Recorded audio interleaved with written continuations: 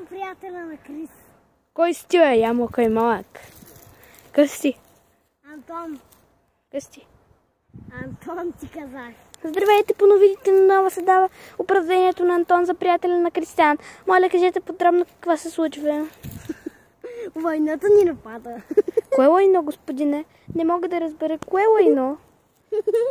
Едно в телефона, където едно лайно презема всички ютубъри и просто има снимка на лайно. Господина разказва подробно, че има лайно. Вие приятел ли сте на Кристиан? Да. Кой приятелство му е? Как се казвате вие? Антон.